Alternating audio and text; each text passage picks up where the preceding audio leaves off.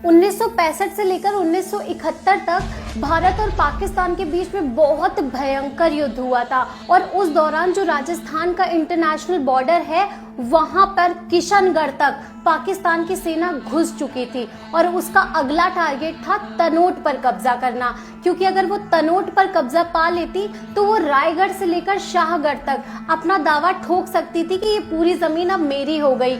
ऐसे में भारतीय सेना का तनोट पर कब्जा करके रखना बहुत जरूरी था।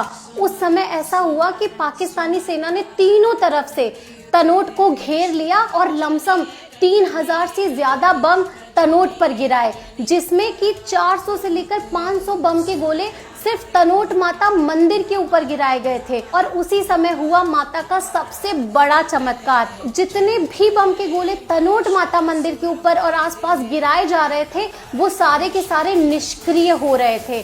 अब ये बात किसी चमत्कार से कम नहीं थी, क्योंकि एक नहीं, दो नहीं, तीन नहीं, बल्कि 500 बम के गोलों का एकदम से एक ही जगह पर निष्क्रिय हो जाना कोई सामान्य बात नहीं थी। आज भी उनमें से कुछ गोले मंदिर के प्रांगण के अंदर दर्शनार्थियों के लिए रखे गए हैं। ये तो हुआ माता का एक चमत्कार। दूसरा चमत्कार तब हुआ जब हो रहा था लोंगेवाला वॉर। उस दौरान वहां पर जो हमारे सैनिक थे वो सिर्फ 120 की संख्या पर थे और जो पाकिस्तानी सेना थी उनके पास 2000 सैनिक थे और साथ में 45 टैंक्स थे। ऐसे में जीत पाना मुश्किल ही नहीं, नामुमकिन सा प्रतीत होता है। उस समय भी तनोट माता ने अपना चमत्कार दिखाया और हमारे मात्र 120 सैनिक 2000 पाकिस्तानी सैनिकों और 45 टैंकों पर भारी पड़े थे। और इन्हीं चमत्कारों की वजह से तनोट माता को युद्ध वाली माता के नाम से भी जाना जाता है। और इस मंदिर में कोई नॉर्मल पुजारी नहीं बल्कि सारे बीएसएफ के जवान पूजा करते हैं और आरती करते हैं।